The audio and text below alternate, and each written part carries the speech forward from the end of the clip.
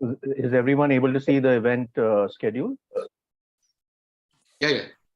Okay, we're good now. We're ready to start whenever you want. Okay. So good morning from India.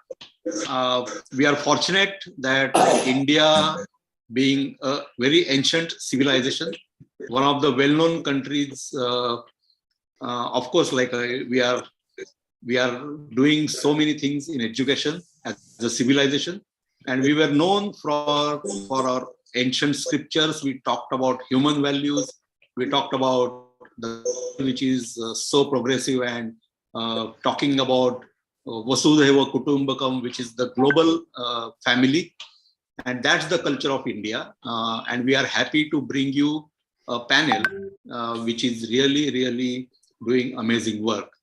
We are fortunate to have the ex-education minister of India, Mr. Prakash Javadekar, who was actually the pioneer of drafting the new educational policy in 2020. And India has taken a big leap right now in terms of becoming a global icon in many sectors, including education. And this particular policy was one of the pioneer policy after many years of Indian independence, that we have something which is new and something which is really going to act as a game changer in Indian education. And I am sure that Mr. Prakash Javadekar is going to talk about it in a few minutes. Let me introduce myself. I am Parag. I'm a doctor myself. I'm a Ashoka Fellow. And I have a global scaling program called Real Lives, which is a game. And that game promotes global empathy, global citizenship, the future readiness skills which are required. And currently, the Real Lives is being used by countries like Korea, America, Canada, Europe, Australia. And at many places, we are showing a lot of impactful work which is happening in schools and in the colleges, in the universities. And these are the new skills which everyone is talking about. And I think there is a lot of relevance what Prakash Javadekar ji did in India about new education policy and how these soft skills, I don't call them soft skills actually, they are skills which are really required by humanity. And especially when we are in crisis and when the peace is threatened, all the things which are required in humanity are definitely required. The second is Mr. Praveen Arya, who is going to speak later, who is part of Ekal Vidyalaya, which is one of the very pioneering concept in education, in informal education, I would say. But Praveen ji is going to bring a lot of new insights about how they are doing, the scale they have achieved as Ekal Vidyalaya, and how they started and possibly what new things, innovations they are going to bring. And Avinash is from a place called Mumbai. Everyone knows that. Avinash has been a crusader of the Sustainable Development Goals and a very innovative project he did with children, the school kids. And one of the school which participated in Avinash's project, you see the teacher Sapna Iyer and the student Hiva Patel. So I leave it to now. I hand it over to Prakash ji, Prakash Javadekar ji, the ex-Minister of Education, to bring the new perspective India has and how it is going to shape the global realities in India, as well as how India can lead the role of leading the world. Thank you. I'm very happy to join this 24-hour thinking on education. It's very important. What I see happening is we must understand, and everybody must agree, that education is the real empowerment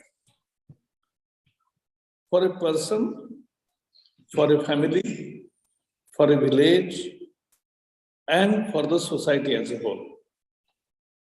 If a girl student in a very poor family or an agricultural labor's family, if she is talented and determined to do the study, she can reach the height and become the district collector after passing IAS This happens only with education. And the basic purpose of education is to bring out good human beings out of the system. So that value education and is very important. But this our new education policy, actually it is now national education policy of India, is the most exhaustive democratic exercise carried out for 5 years, where we not only sought the opinions and experiments, take note of experiments in education from teachers, students, and parents, but besides that, those who think about education, those who think about the welfare of the country, and at the same time, the common citizen and the people's representative, even at a rural area. We sought opinion from all schools. We sought their inputs from all angles. And then there were two groups which actually sat to decide the policy. The 3-4 main features is, nation can achieve prosperity only if it innovates. Innovation is the product of critical thinking, numerical abilities, development of cognitive skills, and that is the early childhood education is the main new feature of this new policy. From age 3 to 8, students will go to school, but it will be play school, it will be creative school, and it will be without any textbooks. But development of critical thinking abilities, cognitive skills, and numerical abilities and other abilities is the base of this early childhood education, because that becomes the base of innovation in the society. And for innovation, we have already started Atal Tinkering Lab in more than 10,000 schools, where the students of standard 6 to 12 play or experience or make experiments on artificial intelligence equipments, 3D printing, and robotics. So this is what we are offering to promote that innovative spirit. Then we have hackathon for engineering students. Team of 6 students come together and take one problem statement which we have given. We have given 600 problem statements where solutions are required, digital or hardware, and now mechanical also. So they start tracking, they study together, they come out with idea, experiment, and they finally come to an idea. And I'm very happy. First year it was 40,000, next year it was 100,000, next year it was 150,000, now it is 400,000 students participating in every year's hackathon. And nearly every year we are getting good new 100 ideas which we take forward for converting them into a product or utility completely. So that is second. We are also setting grand challenge for big innovation like batteries and everything. So that also is there. 2 more things for this we have done in our national education policy is giving flexibility. Earlier, the watertight compartment of engineering, commerce, arts, graduate, architect, everything was tight compartment. Now we have made them, we have allowed them that engineering student can also opt for a music subject, 20% to 25% credits he can acquire from his interest and his for which he is passionate.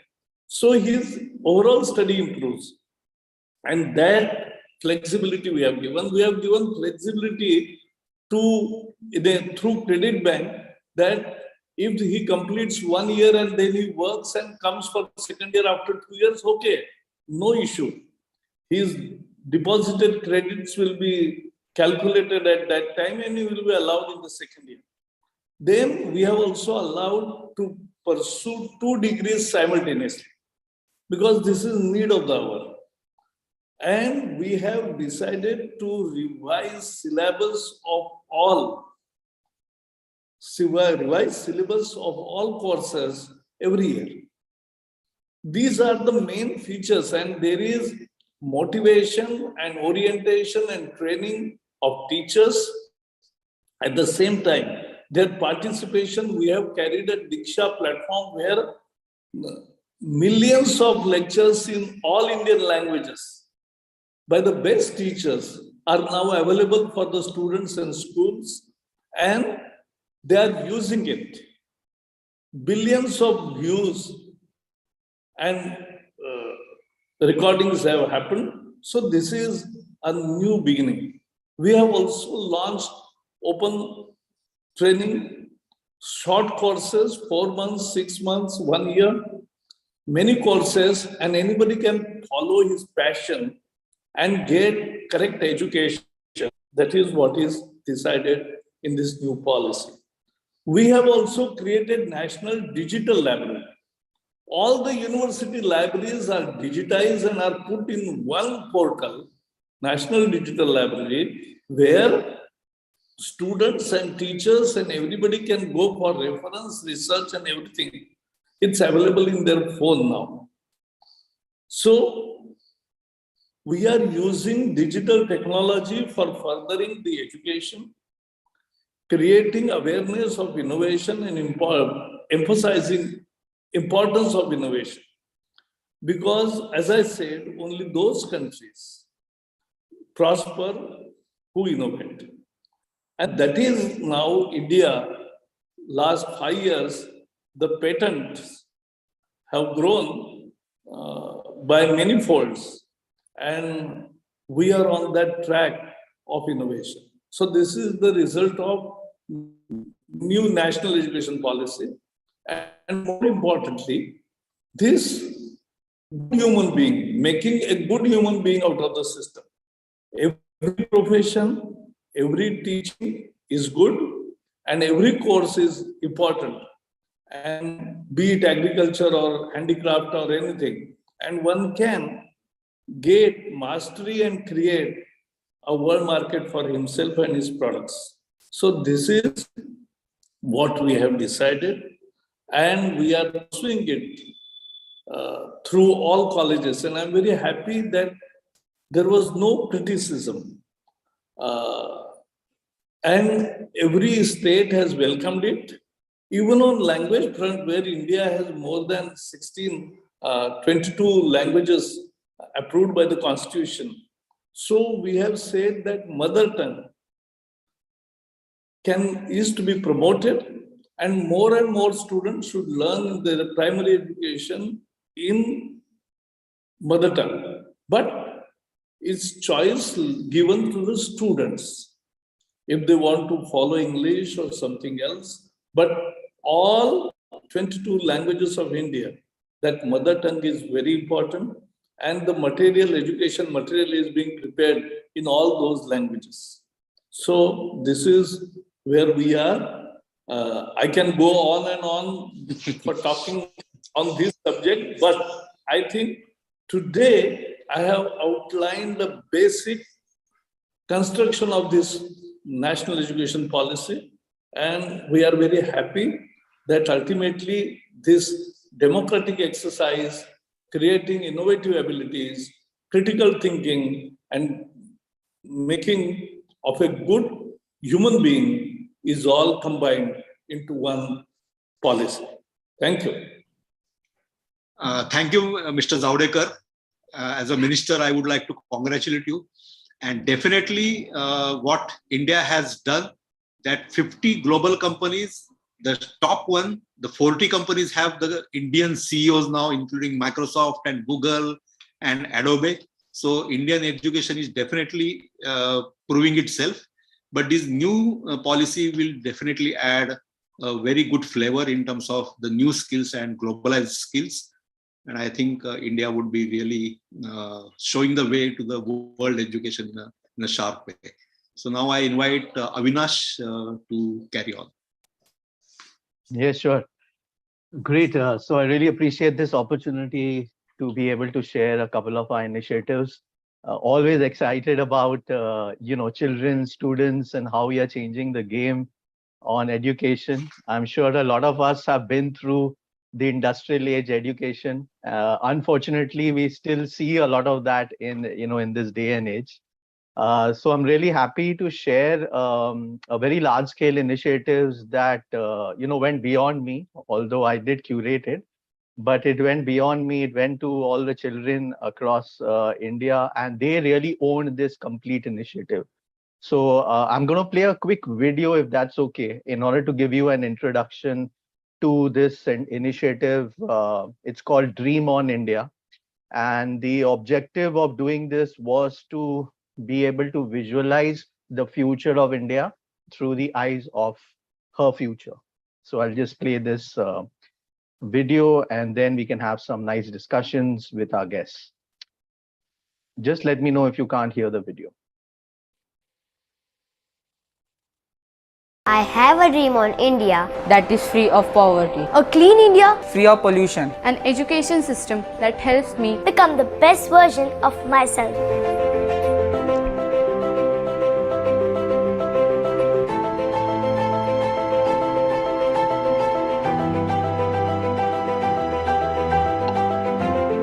Who better to see the future than those who will live it? Hi, I'm Avinash Jangiani, and I am the curator of India's first Book of Dreams. As a mentor of change for Niti Aayog's Atal Innovation Mission, I had the opportunity to work with young underprivileged children. One of the things I realized that these children really weren't allowed to dream in the first place. Believing dreams are the seeds of transformation and innovation, we began a very special initiative to help children dream big and let us see the future of India through their eyes. The Book of Dreams, called I Dream, is a large-sized, beautifully designed coffee table book that has more than 150 dreams from children all over India. It has about 380 pages of artworks, letters and proses that you don't want to miss. All the artworks and dreams are aligned to three themes: people, planet and prosperity, woven together to create the UN Sustainability Goals. We did a little experiment where we asked children to really sketch and visualize what is that India you would like to live in. The NGOs, the teachers there and even us were just alarmed to see the beauty and intensity of those dreams.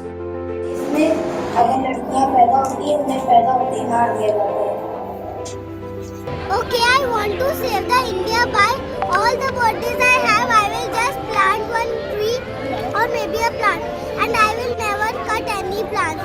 I promise, India. Deriving inspiration from that workshop, we then expanded that effort all over India. We invited NGOs like CRY, Give India and the like.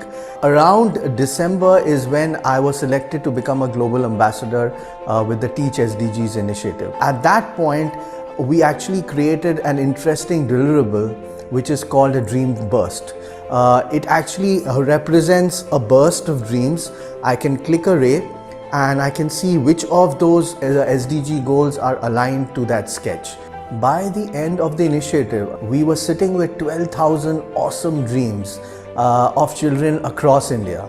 These children were from villages, from slums, to the urban cities. But in order to create a printed copy of the Book of Dreams, we actually appointed a very special global jury to really go through a lot of those dreams and identify those 260 dreams that could actually fit into the book. I support Dream on India.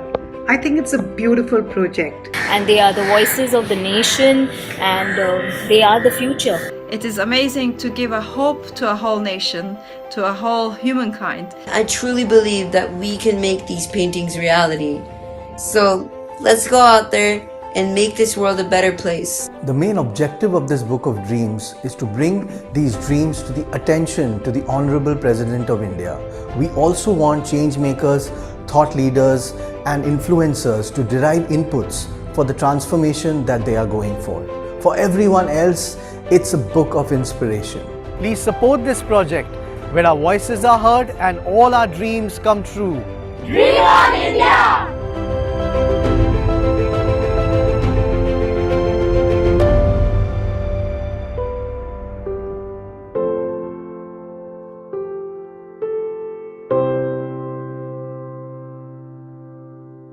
Yep. So I'll just stop at this point. Hopefully everyone had a quick look at the introduction of this initiative that is now so large that I'm getting thrown out of my own house right now because there's so many suitcases of dreams that it's becoming, it's becoming a lot of onus and responsibility to just make sure that we give visibility. And if you see that we've actually taken the effort with our students to align each of the dreams, each of those 15,000 dreams to the SDG goals. And so I'd like to just, quickly share a little bit about the insights, because dreaming is great, but then if you can't action it, it's not so meaningful, right? So I'm just going to share a quick synopsis of the insights. If you can see the screen on the browser, it's available on Dream on India. And you can go to this insights report, which we created actually last year. It's called the Awakening. And the reason it's awakening is because it has an awe impact in it. So the spelling is intentional there. The idea of this entire report is really to give a humble reference to the leaders of our leaders across it could be the government, it could be institutions, etc., and all kinds of influencers. And if I may just spend a few seconds on the few key takeaways, right, which I think are very important, right? So I believe that the children have done their job in terms of visualizing a future. Here's what they're interested in seeing. Now it is adults and the education ecosystem who's now responsible to really take this ahead, because a lot of effort has gone into it and the children are really looking up to this, right? So the first key takeaway, if you have a look at, they've been able to give the SDG goals an order of importance. And according to them, good health and well-being, as you see, is the #1 goal.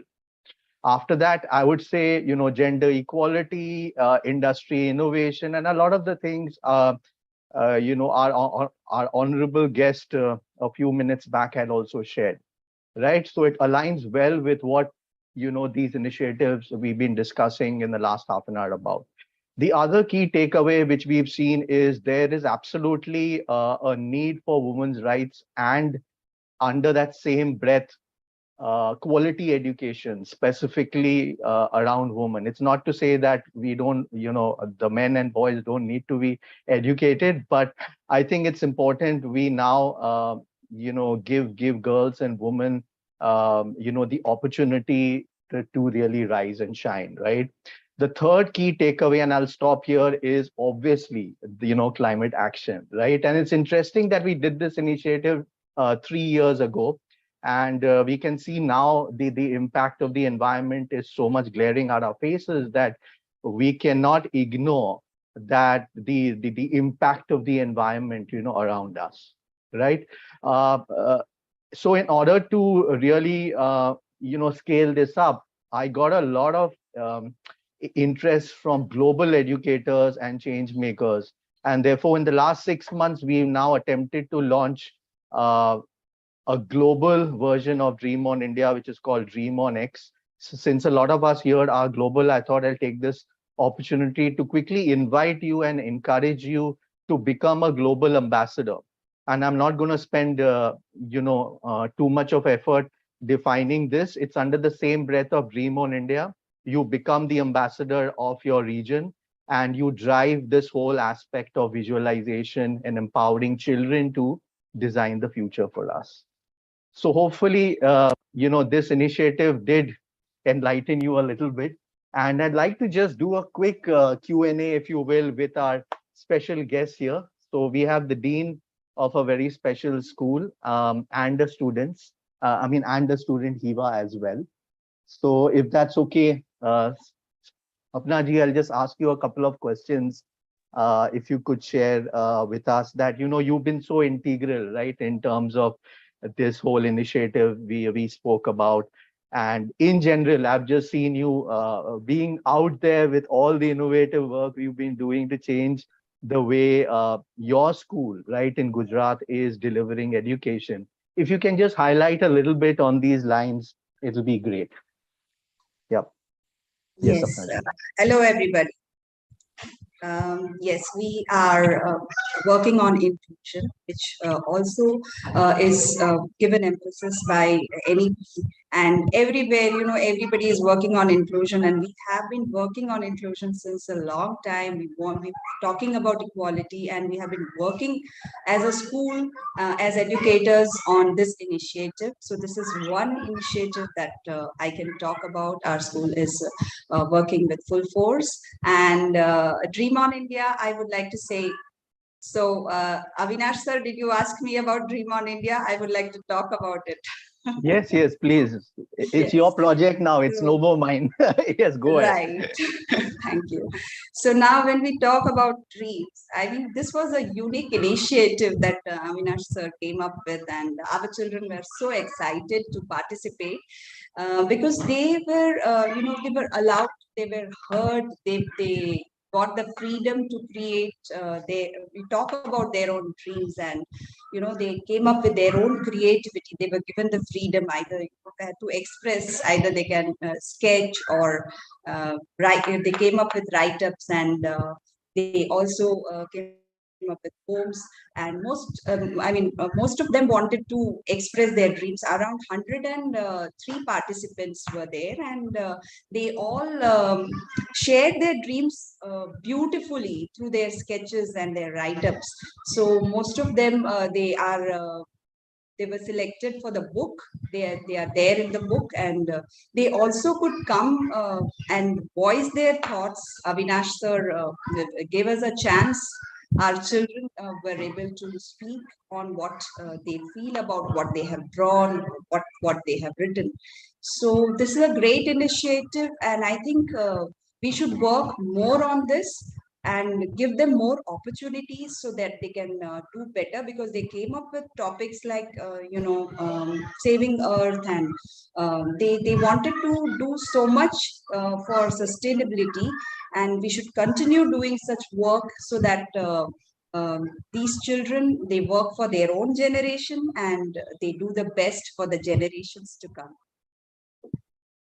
Great. Awesome. I really appreciate your insights, ma'am. If there's anything else you would like to share, we'd be happy to hear. I will be continuously sharing. I'm there with you. Okay. So now Okay. I think, we can introduce Hiva. Yes, absolutely. So it is my, with super enthusiasm, I have to, welcome our special guest here, Hiva. She is also with the same school. And I'd love to ask her a few things, which I've always been very intrigued about, is that why should we allow you children to dream about the future of our country? You guys are so young, right? So why would we give you that kind of responsibility, and why should children be taken seriously in this day and age? Yep, so go ahead. So good morning, everyone, and I'm extremely honored to be among this panel of esteemed guests.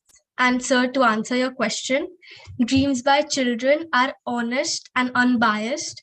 They stem from experiences that we have had ourselves, or have seen people around experience, and they emerge from genuine concern for the society and do not have any ulterior motives. I believe that students are the citizens of tomorrow, and we should be encouraged and given an opportunity to speak up and voice our opinions and on issues that matter, to bring a real-time change in society. And thanks to platforms like Dream on India, our dreams have been given wings and we feel heard. And who knows, It takes one small dream to be the guiding light to stimulate a large number of changes. Okay, great, awesome. I really appreciate your insight. I'm feeling a lot more safer and at peace regarding the future in your hands. So my next question, which is slightly off the hook, because I've heard you speaking in other kind of places and sharing your ideologies, which of these SDG goals, or say, these SDGs you feel very strongly about? Any any random thoughts out there? Because I have seen you speak about inequality a little bit and there. So if you can just open up your heart and speak honestly. Yes. So my dream for India was primarily in equality and inclusivity for differently abled students, especially from unprivileged families. I dream of an India where they're given equal opportunity in terms of education, resources, and infrastructure. And sir, this is because there are so many examples in the world around us where people have really made their mark, not for their physical ability, but on their merit. Whether it is Stephen Hawking or Deepa Malik, not just academic education, but whether it is sports or any other type of area, they've really done well and they're renowned. So if they're given the right resources, they're also rightfully worthy citizens and they can also do really. Absolutely. Great viewpoint over there. So just to wrap it up, I'd love to know from you what we can do as adults and change makers and education, evangelists, to really make sure we bring visibility to your dreams and the children's vision of the future. Is there anything you believe we are not doing right, or anything we can improve on according to your point of view? Anything that comes to your mind, and just go for it. You don't have to feel shy. We love to hear feedback. Sir, I think this initiative helped a lot of students gather their dreams and actually visualize it and put it on paper. So if there are more initiatives like this, maybe there actually can be a change, because we will get a chance to voice ourselves and speak up. So that would be one thing I think should be done. Okay, great. Really appreciate your insights, Hiba. Good luck. And we are all in this game together. So I think it's exciting that we have this global, avenue to really express ourselves. And with this, I'd like to really, wrap up with handing over the, the next kind of offering to Arya ji, if that's fine. I'm just going to throw up your introduction. If there's any presentation you would have, I'd be happy to share as well. Mr. Arya? Yeah. Are you able to hear me? You. Yep. Yeah, the floor is all yours. I would like to share the screen. I think, yes, I have the right. Yes, please. Please go ahead. Thank you. Hope it is visible. Yeah, it is visible. Okay, thank you. So, first of all, thank you very much for having me this opportunity to listen to this August House, and especially after listening to Avinash ji and especially the young mind. He was shared her, the views about Dream On. I think that is something which really can help us to build a better society. And the most important things he shared is that the children's opinion and their dreams are unbiased. So that is something I think it tells a lot about how we should look at things. So I am here to share experiences what we have at Ekal Vidyalaya movement. So Ekal Vidyalaya movement is one of its kind in India, and I believe in the world. It started in late 80s with volunteering spirit with some motivated young people. Went to an area where there was no education at that time. Remote tribal areas, there were no schools of 30, 40, 50 kilometers. And that's how this model was thought of. It was not planned by someone, it evolved along with the communities. So that is the best part of this model, that this model evolved with the communities by working with them. And when the Vidyalaya or the school word comes, we start making a kind of an image of a building. But Ekal Vidyalaya is an informal model of education where there are no buildings. So it's an informal model. There are 30 children from the village come together. And why it is called as Ekal? In Hindi, Ekal means one. So one Vidyalaya, one village, one Vidyalaya, and one teacher. So that is the concept. So one teacher takes care of the 30 children through informal model of education. And but the model is inspired by the Swami Vivekananda, when he said that if poor cannot come to the education, education must reach to them. And that is the idea, with which the Ekal Vidyalaya model came forward, that there are certain principles we follow. That when we go to a village to start the Vidyalaya, first of all, we make a village level committee. And that village level committee then recommend 3 youngsters from the same village who are competent to teach children up to the age of 10. And out of 3, then we select one teacher for 3 hours. And then that person will go through an extensive training. So the Vidyalaya takes place within that village. There is a principle that teachers should be from the same village. Even a more qualified teacher is available in adjacent village. A less qualified teacher is available in the same village. Still, the same village teacher will take up the Vidyalaya, and we put up the the efforts on the capacity building and the training.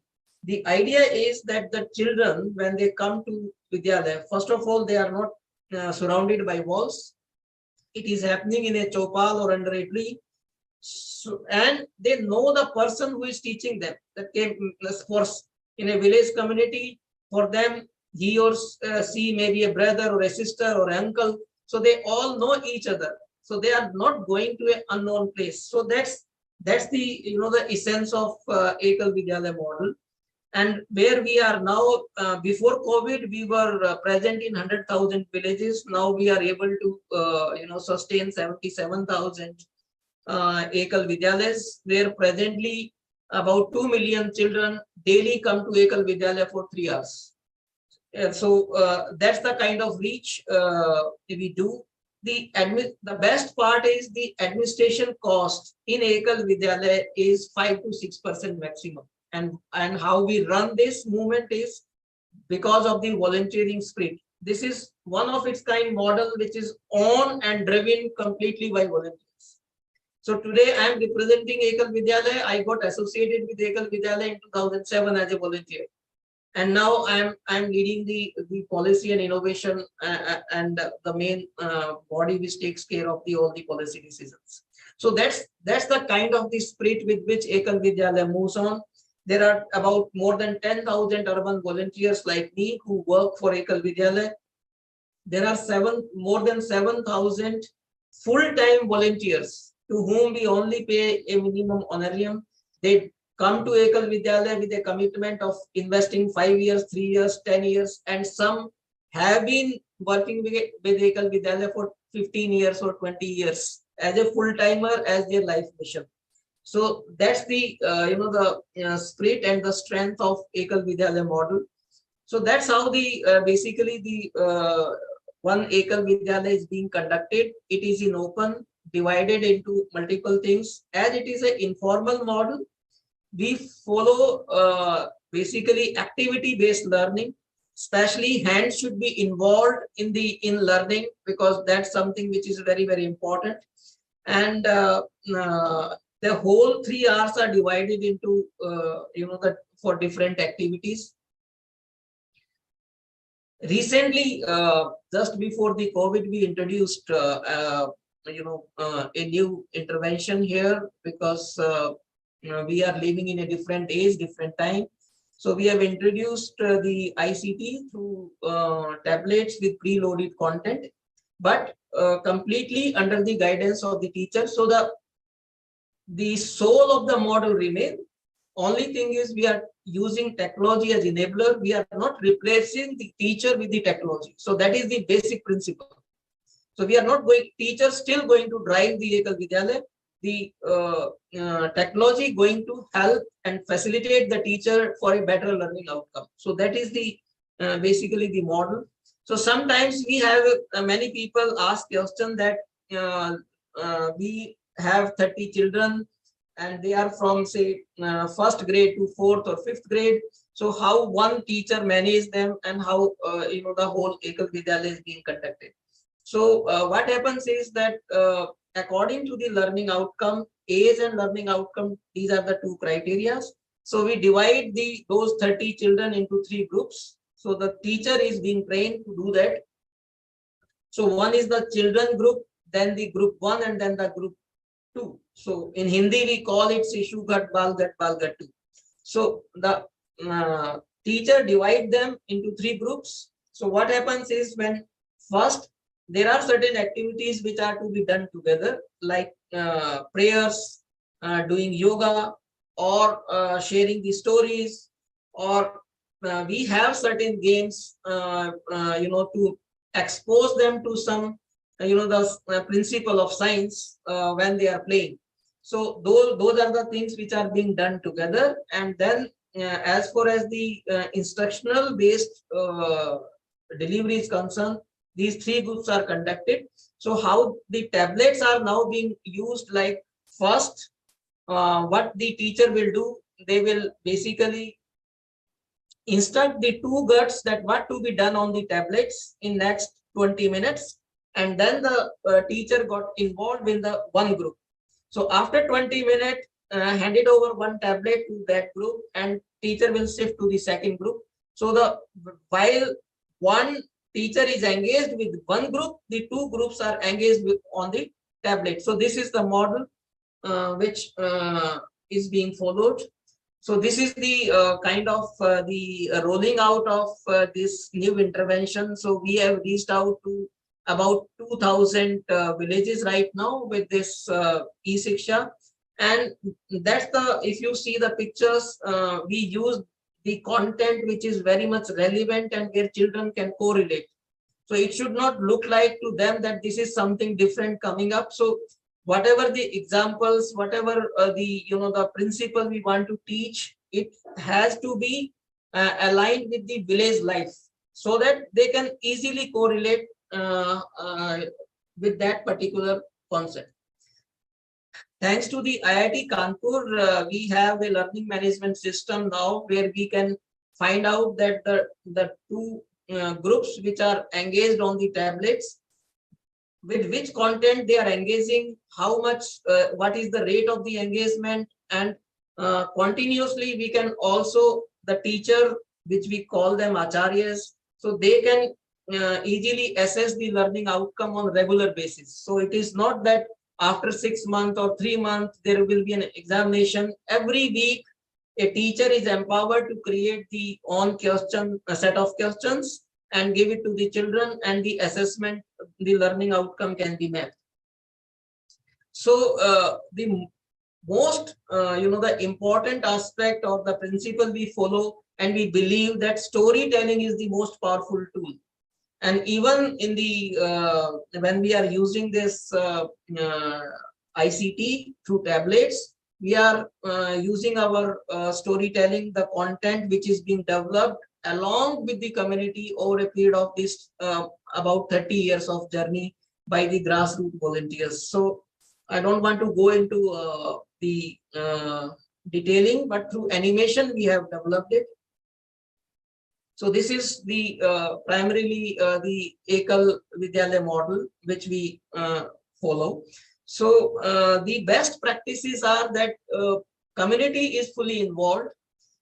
Nobody is managing a Ekal Vidyalaya in Arunachal Pradesh or Kashmir Valley. It is monitored and completely taken care by the village. There is a village committee with minimum 7 members. So they takes care of the Ekal Vidyalaya. They ensure that the Vidyalaya is happening. There is no monitoring is done through CCTVs because the Vidyalaya is being conducted in open, so that every villager can find out that the teacher is sincerely engaging with the children or conducting the Vidyalaya or not. So there is no extra monitoring is needed. The children do not feel that they are going to a different place because they know the place, they know the teacher. And some third party assessment has brought out some different kind of impact.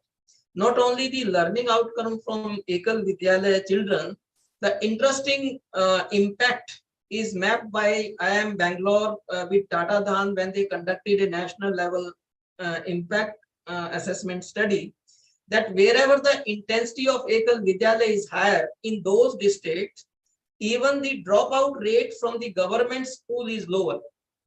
Because we don't run alternative Vidyalaya, we only run a support Vidyalaya. So basically the children who are coming to us, they are going to some government schools right now in last 10 years when the schools are available. So that is the important that impact what Ekal Vidyalaya is created, because what we do is we create interest in learning. Second, we remove the fear of the schooling. And third, we create interest in subject like science and mathematics. So these are the 3 important areas where Ekal Vidyalaya intervenes.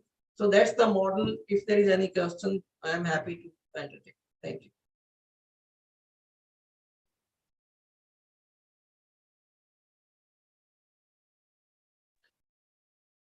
Okay, I really appreciate this. I think a lot of great insights regarding the initiative. It's really interesting, Aryaji, that how you have integrated digital technology into this initiative, and that important key thing that we are not here to replace the educators. We are here to assist them, augment them in order to enhance the delivery of learning, right, in in the education space. So really appreciate those insights.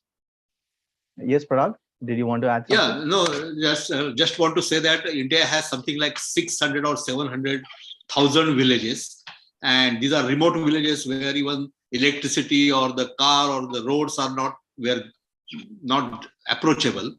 And Ekal started somewhere in 1980. You can imagine how it was important to bring education to the remotest of the villages in the forests and in the remote places like India.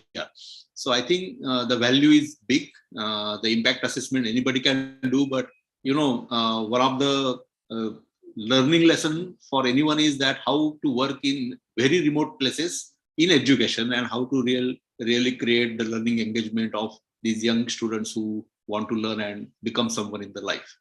So I think the last is Captain Indrani Singh. Yes.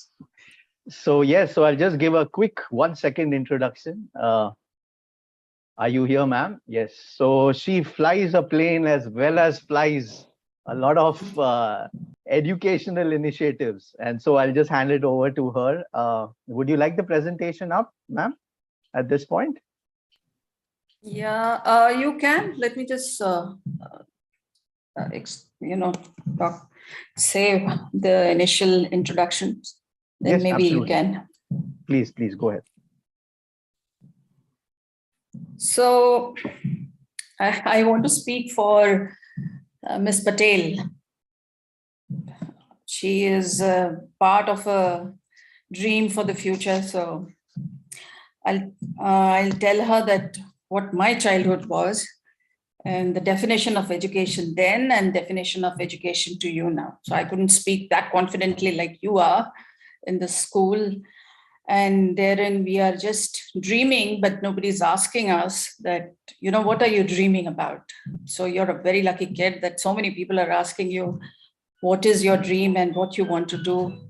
So those are the things which was not there. But I have learned over a period of time in several phases of my life, while in school, what is education? किसी तरह भी school पास करना है, you know, या school जाना है तो खेलना है, और टीचर नहीं देख रही है तो एक दूसरे को तंग करना है या कुछ करना है. So for us, going to school was that. And then later on, as I grew older, started dreaming, looking around, seeing so many things happening, which is an impressional age, that is, you were in your teens. That time you start thinking what I will become. I'll become something so big, so great that, you know, everybody's going to turn around and say, oh, there she is. And then again, further on, my education taught me that, you know, you're supposed to, that was my father. He would say that, you know, you have to help people. When you educate yourself, see how many people you can educate further on. And young kids, you're looking at your father as maybe lecturing, but somehow in our subconscious, you know, it sinks in and you take that as a seed of your growth. And over the years, I started my college, and then I saw a lot of people enrolling for NCC. And being in an NCC, this was another kind of an education, which is called actually being learning how to be a part of nation building. And when you're in school, let's say you're in Vadodara, and you don't know what's happening in West Bengal, you don't know what's happening in Kerala. National Cadet Corps gave me an exposure as to my India. This country is so big, so many states, different kind of food, different kind of a language and culture. So many things I learned. And I think, you know, it's fate going there and doing so many things, but it shaped my life. It gave me a vision that, yeah, being a part of a country, doing something so much important is very, very important for a person. And when I won my gliding championship, things started turning, and it started giving you the shape to your dream. You were just thinking you're going to be something big, but you don't know what you're going to be. And that was a change I, you know, went through during my NCC time. And from glider pilot, I came in for proper professional flying and then became a pilot. Eventually, when I was working for Join the Airline, and, you know, kisi tarah bhi exam pass karna hai because it's a competitive exam, then you start dreaming, oh, I'll be such a great pilot that everybody is going to say that, oh, wow, this is what it is. And then one fine day it happened. I became a pilot and then became a commander, and that's about it. I started questioning myself as to what next. So the road ahead for a standard for any pilot is to go for a management and go for your examinership. You become a instructor. But I felt there was something more I was supposed to do. What is the happiness thing? The question as to what is going to make me happy. And that is a time what I was searching for, which as a kid also I had seen and asked my father, kids are going to school. I am going to school, other kids are going to school, but the children on the street are not going to school. Why so? So dad used to tell me they're very poor, they can't afford. So somewhere in that young mind, I felt that, you know, something should be done about it. Somebody should do it. And that's where, you know, when I became a commander, I decided that this is it gave me a purpose. And since then, it's been 26 years with handful of kids. Now it's crossed over 800,000, not only children, their families, youth, young adults. So you get full-fledged committed into running Literacy India. That's the name of the organization. For the underprivileged in one area, I started in Gurgaon and then now scaled to another 16 states it's gone to. And interestingly, wherever I have, and we are in Vadodara also, by the way, wherever I had gone and the community reached out to me, like any other person, I got emotionally connected. And it was asked that, madam, हमारे को यहाँ पे पढ़ने के लिए कुछ नहीं है, कोई टीचर नहीं है, हमारे बच्चों को पढ़ाना है. All the children who were so bright and, very energetic, a lot of care was required. And that's when we started building our tree of growth and started setting up centers.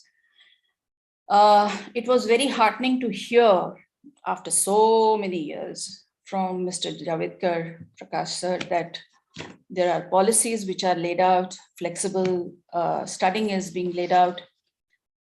It wasn't there. 2 decades ago when I started the organization, that kind of a flexibility wasn't there. And it is very nice that it is there now. And for our contribution to the education, whatever in my school I did not get, I made sure that children get it. So a holistic education, be it theater, be it music, be it drawing, animation, recently, like a few years ago, we started robotics, learning how to be a coder, singing. Children are so great in singing, beautiful voices, dancing. In the subjects, every subject, they will have a particular week. There is an English week, there's a math week. Vedic maths is very big in our centers. But in year 2009, I came back to the same thing wherein I was looking at kids. They were still now also, and they were then also, kids on the road, not going to school, begging, or in some sort of a, labor, trying to help their parents, sitting in sabzi hut or in garages. What could we do for these children? And since my exposure to the airline world and the automation was catching up, I was on the Airbus 320 and I had seen how computers work, started hunting for creating a software which will actually make kids go to and love learning. So they were animated games, subject-wise, Hindi, English, math, social sciences, the extracurricular and the general studies covered environment, child abuse. Children don't know what is good touch and bad touch. And the street children are very much exposed to this, their own relatives or the teachers or something, they don't understand that. Those kind of awareness, we created small story form and with the question answers, and of course diseases, road safety, all these things we incorporated. And since 2009, so many years have passed, we have implemented this program for over 200,000 students. We need a teacher, but actually the teacher is sitting in that program. And that program actually there is Rima Didi, and she, puts you through a program. And if you finish your class 1 subjects, then she puts you in class 2 and then so on and so forth, and class 5. Our experience has seen that children who have gone through this program have been able to clear class 5 exams very comfortably. So we were able to make them enabled in IT as well as, in your basic foundation in education. So I was looking at street children and village kids, but I didn't know that this program will find its place in government schools. I'm sorry, ma'am, I'm interrupting you. Really interesting hearing your inspiring stories. Just wanted to give you a time check. We have another minute to go and then we'll wrap up. So please go ahead. I didn't mean to interrupt you. So no issue. So that's what I was wanting to say, that now we are working in government schools, other NGOs. And in fact, I did like to tie up with Praveen sir also on their tablets. We can go into their tablets and this program can be very beneficial. You can show a small slide which is there for Gyan Tantra.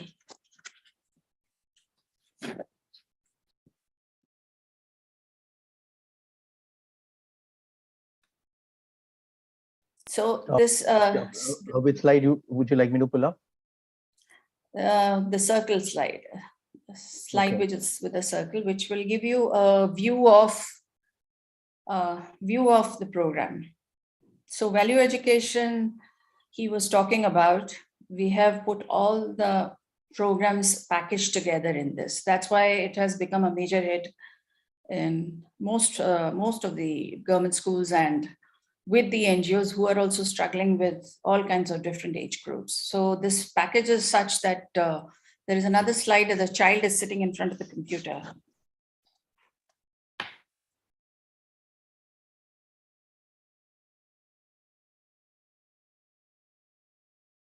Yes, ma'am. I think I lost you there. Would you like another slide?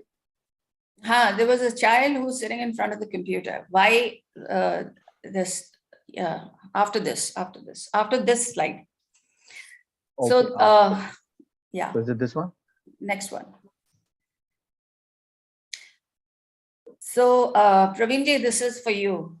Here he's sitting in front of the a laptop, but we have now converted this into tabs.